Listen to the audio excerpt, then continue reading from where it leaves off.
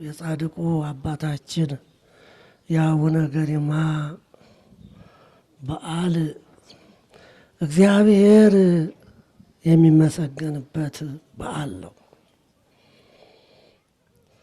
ቅዱስ አባታችን እግዚአብሔር እንዲመሰገን መሳሪያ ሆነው የተገኙ አባት ናቸው።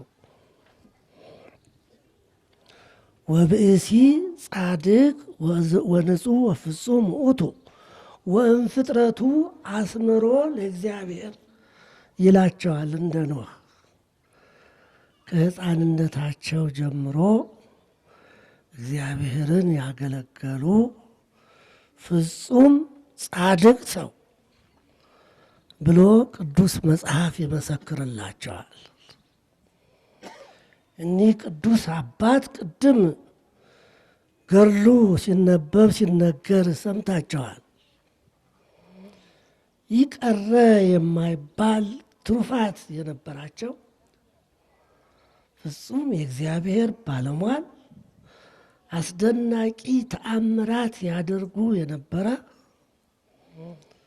ብዙ ረቂቅ ሀብት የተሰጣቸው ታላቅ አባት እንደነበሩ ታሪካቸው ተነግረዋል። ቅዱስ አባታችን በዚህ ዓለም ላይ ይቀረ የማይባል ሀብት የነበራቸው የንጉሥ ልጅ ንጉሥ እንደነበሩ ተነግረዋል። 7 ዓመትም በዙፋን ላይ ሆነው ሕዝብን አስተዳድረው እንደነበሩ ተነግረዋል።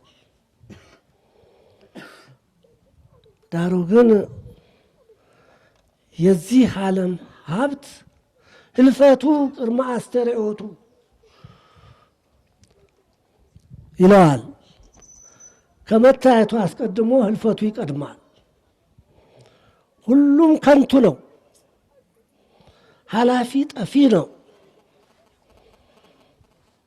ይህንን ያሰቡ ያወቁ እግዚአብሔር የመረጣቸው የትሩፋት አበጋዝ ስለነበሩ እግዚአብሔር ጥሪውን አስተላልፎላቸዋል። በእኒያ ቅዱስ አባት በአክሱም ተራራ ላይ በምትገኘው ዋሻ ውስጥ ቁመው 24 ሰዓት ያለ እረፍት በጾም በጸሎት በሰጊድ ሁነው እግዚአብሔርን ያገለግሉ የነበሩ አቡነ ጰንጠሌዎን ዘጾማይት ይላቸዋል። እግዚአብሔር ገልጾላቸው የኒህን ቅዱስ አባት ዕድል አሳይቷቸው መልእክት ልከውባቸዋል። ልጄ ይስሐቅ በኢትዮጵያ እያሉ ለሮሙ ንጉሥ ለይስሐቅ መልእክት አስተላልፈዋል። ቅዱሳን ከበቁ በኋላ አረፍት ደፈር ጠፈር አይከለክላቸውም። አዎ ወደ ላይ ቀና ብለው ሲያዩ 7ቱ ሰማያት ተከፍቶ ይታያቸዋል። ወደ ታችም ጎንበስ ብለው ሲያዩ እስከ አንጦርጦስ ተከፍቶ ይታያቸዋል። የሚሰወራቸው ምስጢር የለም። የኒህ ቅዱስ አባት ዕድል በዚህ ዓለም ላይ ንጉሥ ሆኖ ሕዝብን መምራት ሳይሆን የትሩፋት አበጋዝ ሆኖ ዓለምን በጸሎት በቃል ኪዳን ማዳን ስለነበረ ልጄ ይስሐቅ ይህ ኃላፊው መንግሥት ላንተ ምንህም አይደለም። የአባትህን ዙፋን ወርሰሃል። 7 ዓመትም ሕዝብን መርተሃል። እንግዲህ በቃ ተወውና ወደ እኔና ሲሉ መልእክት ልከውባቸው መልእክቱ እንደደረሳቸው ቅሌን ጨርቄን ሳይሉ ያን የሞላ የተረፈ ሁሉ ነገር የተሟላለትን መንግስት ንቀው አቃለው በቅዱስ ገብርኤል መሪነት ወደ ኢትዮጵያ መጥተዋል።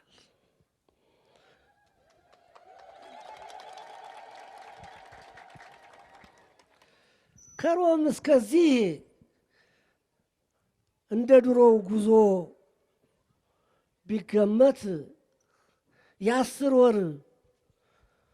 ወር ጉዞ ነው። መልአከ ብርሃን ቅዱስ ገብርኤል ግን በ3 ሰዓት ከሮም ኢትዮጵያ አክሱም ተራራ ባይታዊው ባሉበት ዋሻ አድርሷቸዋል። በ3 ሰዓት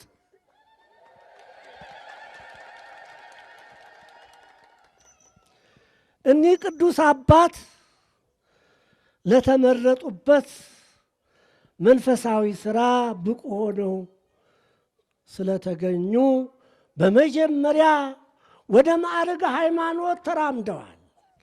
ማዕርገ ሃይማኖት ሲባል አንድነትን፣ ሦስትነትን ማመን ብቻ አይደለም። በአዞ ጀርባ ላይ ተቀምጦ እንደ ፈረስ መጋለብ፣ በባህር ላይ እንደ የብስ እየጠቀጠቁ መሄድ፣ ድዊ መፈወስ፣ ሙት ማንሳት፣ እውር ማብራት፣ ጎባጣ ማቅናት፣ ይሄ ማዕርገ ሃይማኖት ነው። ከዚህ በመቀጠል ወደ ማዕርገ ጽማዌ ደርሰዋል። ማዕርገ ጽማዌ ማለት መላእክት ሲወጡ ሲወርዱ ማየት ነው። የሚያደርጉትን ግን አለማወቅ ነው። ከማዕርገ ጽማዌ ወደ ማዕርገ ልባዌ ደረጃ በደረጃ ተሻግረዋል። ማዕርገ ልባዌ መላእክት ሲወጡ ሲወርዱ ማየት፣ የሚያደርጉትንም ማወቅ ነው። ይህ የብፁዕ አባ ገሪማ ሥራ ነበር። ከማዕርገ ልባዌ ወደ ጣዕመ ዝማሬ ተሻግረዋል። ጣዕመ ዝማሬ ማለት 24 ሰዓት ሳይሰለቹ እንደ ቅዱሳን መላእክት እግዚአብሔርን ማመስገን ነው። አመስግኖም አለመሰልቸት ነው። ከጣዕመ ዝማሬ ወደ አንብአ ንስሐ። አንብአ ንስሐ ማለት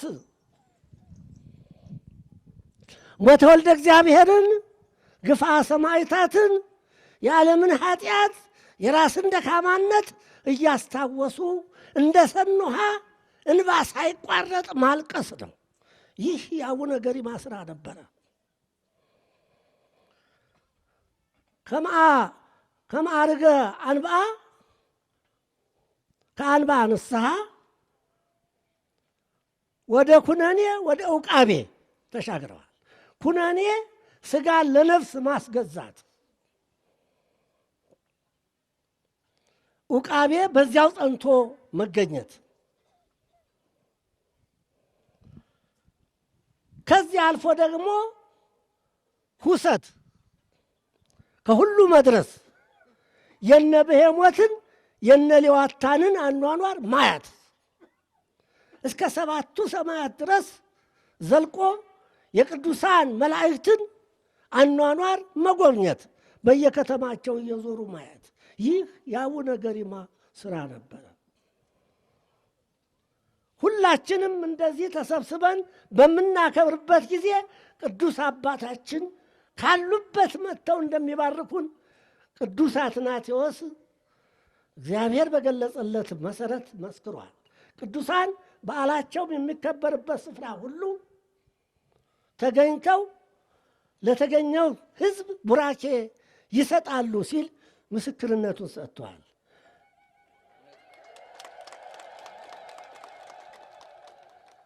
እና ባዷችንን የምንመለስ አይደለንም። ድካማችን ከንቱ ሆኖ አይቀርም። ዛሬ ያለነው ከቅዱስ አባታችን ጋር ነው የዋልነው። በረከት አግኝተን ደስ ብሎን ወደ ቤታችን እንመለሳለን። ቃል ኪዳን ስላለ እግዚአብሔር ቃሉን አይዋሽም፣ አይናገርም። ከተናገረም ቃሉ አይታበልም። የእግዚአብሔር ሕያው አነ ነው የሚለው ሲምል በሌላ አይደለም። ከሱ በላይ ምንም ነገር ስለሌለ እኔ ሕያው ነኝ፣ ቃሌም ሕያው ነው፣ ለዘላለሙ ጸንቶ ይኖራል ብሎ ነው የሚናገረው እግዚአብሔር።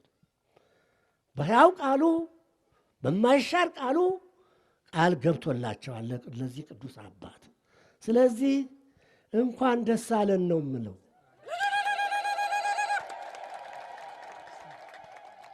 ቅዱስ አባታችን ዛሬም በሕይወተ ሥጋ አሉ። ታሪካቸው እንደሚመሰክረው የተሰወሩበት ከዚህ ከግዙፉ በእኛ በግዙፍ ዓይን እንዳይታዩ ከነበሩባት ትሩፋት ከሰሩባት ከመደራ ገዳም ወደ ብሔረ ሕያዋን እግዚአብሔር ወስዶ በዚያ ሰውሯቸዋል፣ አኑሯቸዋል። ለሁላችንም ለኢትዮጵያውያን ይጸለያሉ።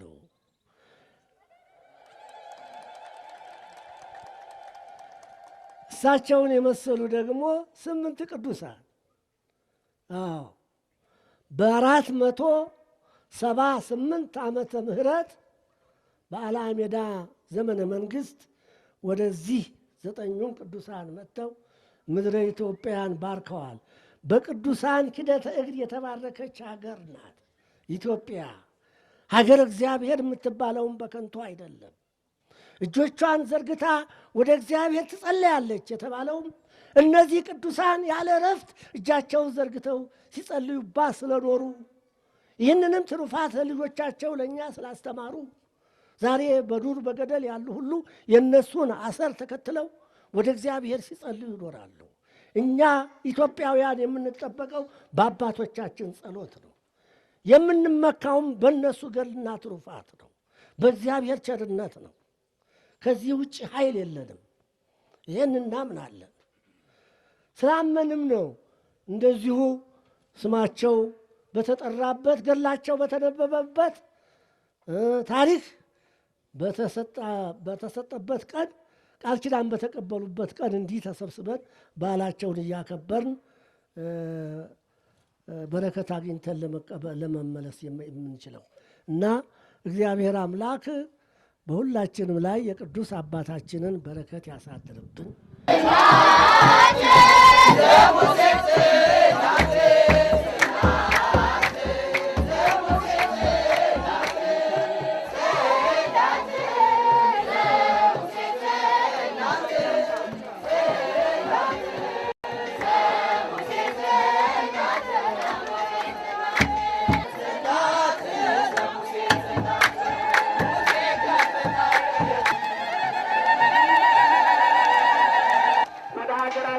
ወደ ኢትዮጵያ የመጡ ተሳቱ ቅዱሳን ናቸው።